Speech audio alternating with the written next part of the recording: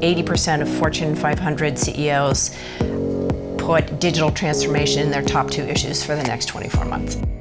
Which begs the question, what is digital transformation? It sounds like Star Wars or being the next Amazon or the next Uber. I actually think it's something much more pragmatic.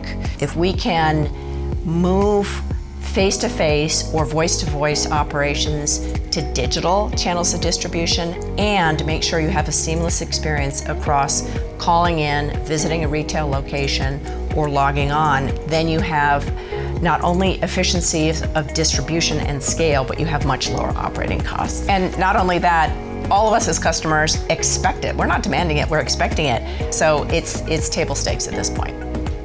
I'm Alexandra Morehouse. I'm the Chief Marketing Officer. I'm also the functioning Chief Digital Officer. Banner recognized that they were behind customer expectations is probably what I would put it. Not that they were behind the rest of the healthcare industry, because everyone else was behind, but they were behind in terms of what customer expectations were. Airlines are a good example. I'm guessing you probably don't even remember the last time you actually called a reservation agent to make a reservation for a flight. We still ask people to call to make an appointment to see their doctor. So we are desperately behind as an industry. I think a lot of it has to do with electronic medical systems really took all of the investment, and so between that and the very intense regulatory environment, the customer platforms and the customer systems just haven't been attended to. It sounds simple, the back end is unbelievably complex. So for example, things that should be very basic, what's your inventory? Who are your doctors? We could not answer that question on any given day, and we didn't have a single place to look for it, and we didn't have any accuracy when we did look. The very first thing that we did was to actually give the customer a name, a face, and a persona.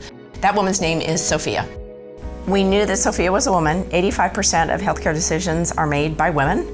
And we wanted a woman who was the center of healthcare for the entire family. So that's why we chose her married with kids and parents and in-laws, because women are often mission control, but most importantly, we chose her because she was short on time, she was short on money, and we knew if we could meet those 2 needs, short on time, short on money, we're good with everybody.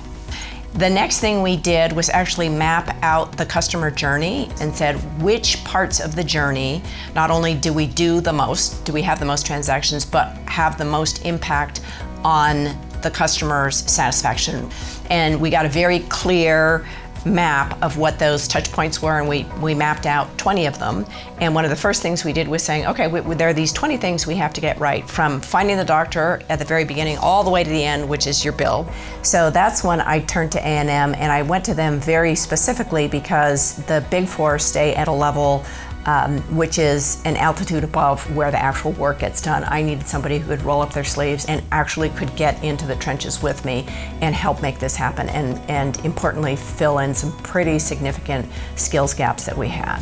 So it's a form of insurance policy because you know they're going to get it right, and it's also a way of speeding it up because we had funding over 36 months. I didn't have it over 48 months. I had it over 36 months, so I needed an acceleration. We've come a long way. We're 2 years into a 3-year journey. We've met all our milestones. Where we started out with abandoned call rates of over 30%, we are down to 5%. And we have a workforce management tool which actually helps us very accurately predict how many reps and seats we need at any given day of the week or any time of day. Probably the most popular tool that we've implemented is real-time scheduling for urgent care and near real-time for emergency room visits. We have a button, a single button that says Get Care Now. It'll take you to the urgent care that's nearest you or the ED that's nearest you. We have this online Find a Doctor directory so that you can look for that online from the comfort of your home. You can see their credentials, you can watch a video with them, you can see what their personal background is. I have to keep reminding myself, the team, and leadership that it's not a project, it never ends, and we need to keep going.